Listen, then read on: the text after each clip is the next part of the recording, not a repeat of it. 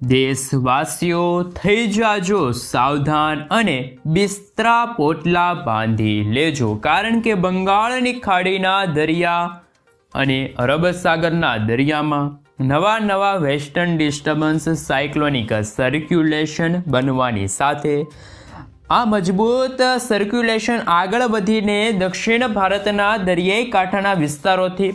બંગાળની ખાડીના દરિયાઈ કાંઠાના વિસ્તારોમાં આ સાયક્લોનિક સિસ્ટમ આ હળવા વાવાઝોડા ત્રાટકવાની તૈયારી કરતા જોવા મળી રહ્યા છે। સાથે સાથે દરિયાની અંદર અનેક પ્રકારની નવી લો પ્રેશર, હાઈ પ્રેશર અને વેસ્ટર્ન ડિસ્ટર્બન્સના ઘેરાવા બનીને હવે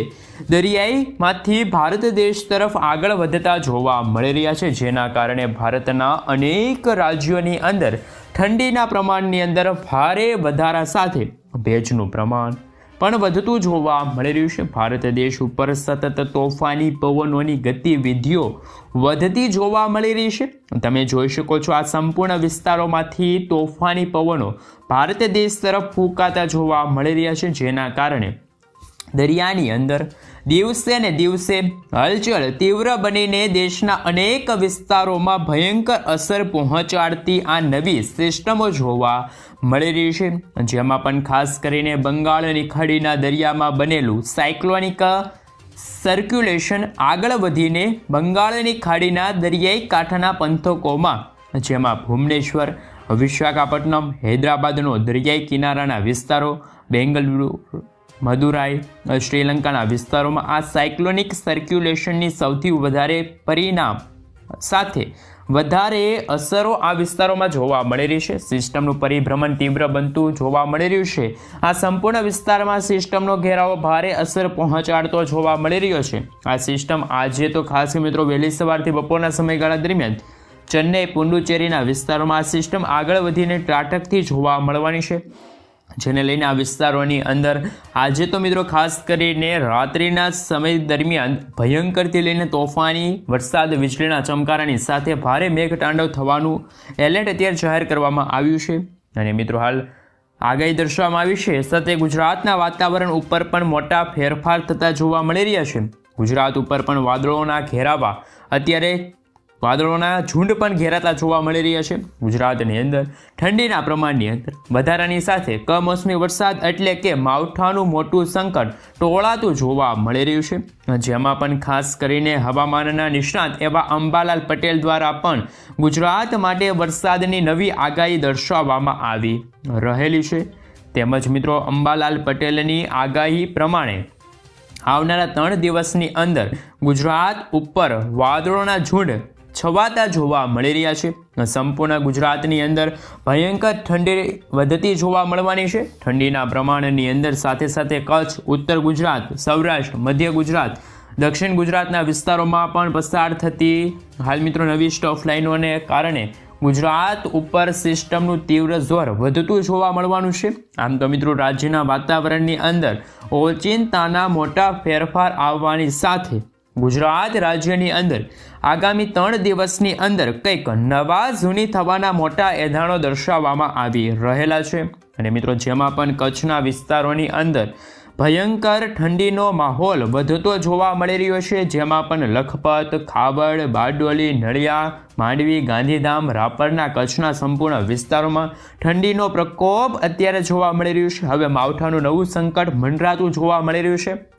કચ્છની અંદર ઠંડીની તીવ્રતા 14 ડિગ્રીથી લઈને 15, 16, 17, 18 ડિગ્રી આમ મિત્રો ભિન્ન વિસ્તારોની અંદર અલગ અલગ પ્રકારનું ઠંડીનું પ્રમાણ છે એ અત્યારે કચ્છના વિસ્તારોમાં જોવા મળી રહ્યું છે।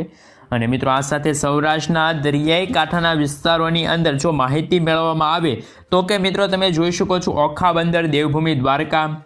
ભાટિયા, ખંભાળિયા, લાલપુર, જામનગર, ભાણના જે વિસ્તાર છે ત્યાં પણ મિત્રો તમે જોઈ શકો છો પોરબંદર છે, કુતિયાણા છે, ઉપલેટા છે, જોધપુર છે, ગોંડલના વિસ્તારોથી લઈને જૂનાગઢના વિસ્તારોની અંદર કેશોદના વિસ્તારોથી લઈને માંગરોળના વિસ્તાર, વિસાવદર, બગસરા વિસ્તારથી લઈને અમરેલી, ધારી, ખાસ મિત્રો કુંડલાથી લઈને તુલસીશામના વિસ્તારોની અંદર વેરાવળ, કોડીનાર, ઉના, રાજુલા, મહુવા પંથકની અંદર તળાજાના વિસ્તારની અંદર પાલિતાના, ખડસલિયા વિસ્તારથી લઈને સોનગઢના પંથકોની અંદર ભાવનગરના વિસ્તારોની અંદર ગઢડા, બાબરા, અમરેલી, જસદણ વિસ્તારથી લઈને ગોંડલના વિસ્તારોની સાથે સાથે બોટાદના વિસ્તારો, આ સાથે ધંધુકા લાગુના વિસ્તારની અંદર, રાણપુર લાગુના વિસ્તાર, લીંબડી, ચોટીલા, રાજકોટ, આ સાથે આ વિસ્તારોની અંદર, થાણના વિસ્તારની અંદર, સુરેન્દ્રનગર જિલ્લાની અંદર, આ પંથકોની અંદર હાલ મિત્રો મોરબી, વાંકાનેર, ખાસ મિત્રો એ વિસ્તારોની અંદર પણ, જામનગરના પંથકોની અંદર, જિલ્લાઓની અંદર, આમ તો મિત્રો સૌરાષ્ટ્રના ભિન્ન ભિન્ન વિસ્તારોની અંદર ઠંડીનો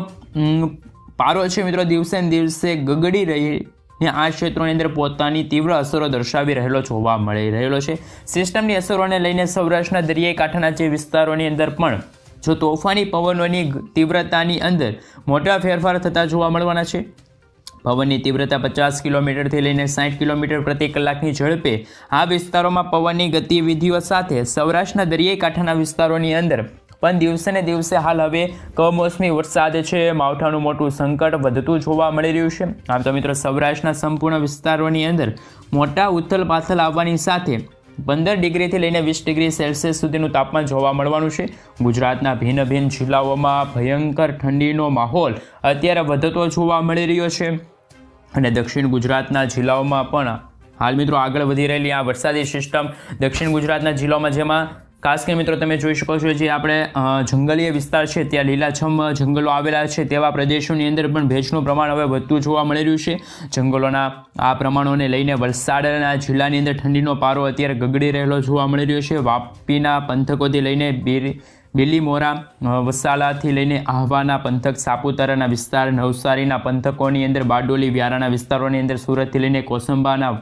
વાકલેંગ, ઉમરપાડાના વિસ્તારથી લઈને ડેડીપાડાના વિસ્તારોની અંદર, ભરૂચ, સિનોરના પંથકોથી લઈને દહેજ, જાંબુસર, કરજણના વિસ્તારોની અંદર, નર્મદા જિલ્લાની અંદર, સુરતથી લઈને તાપી, નવસારી, ડાંગર વિસ્તારની અંદર, આમ તો મિત્રો દક્ષિણ ગુજરાતના સંપૂર્ણ વિસ્તારોમાં ભયંકર ઠંડી વધતી જોવા મળી રહી છે.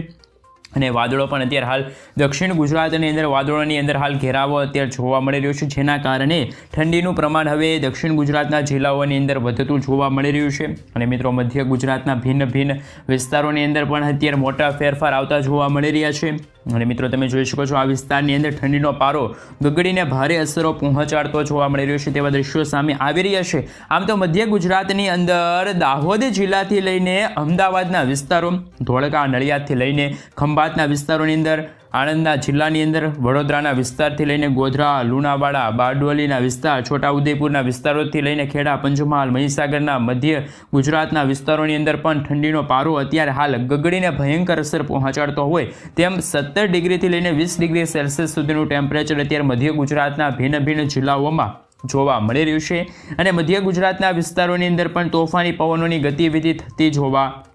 મળી રહી છે. અને મિત્રો અત્યારે તમે જોઈ શકો છો ઉત્તર ગુજરાતના જિલ્લાઓની અંદર જો માહિતી મેળવવામાં આવે તો કે નવી આગાહી પ્રમાણે ઉત્તર ગુજરાતની અંદર થરાદના પંથકથી લઈને રાંધનપુર, પાલનપુર વિસ્તારની અંદર, ખેડા, બ્રહ્મા, મહેસાણાથી લઈને હિંમતનગરના વિસ્તારની અંદર, બનાસકાંઠા, સાબરકાંઠા, અરવલ્લી, પાટણ, મહેસાણા, ગાંધીનગર, આમ તો ઉત્તર ગુજરાતના વિસ્તારોની અંદર ઠંડીનો પારો છે 15થી લઈને 16 ડિગ્રી સેલ્સિયસ સુધી અત્યારે પહોંચી વળ્યો છે. અત્યારે મિત્રો આગાહીના ભાગરૂપે ઉત્તર ગુજરાતના જિલ્લાઓની અંદર ભયંકર ઠંડી અત્યારે હાલ વધતી જોવા મળી રહી છે. અને આમ તો રાજ્યની અંદર આગામી દિવસોની અંદર 3 દિવસની અંદર ભયંકર ઠંડી વધતી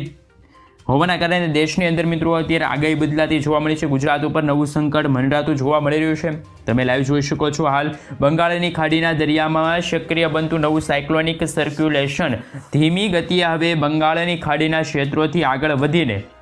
બંગાળની ખાડીના વિસ્તારોની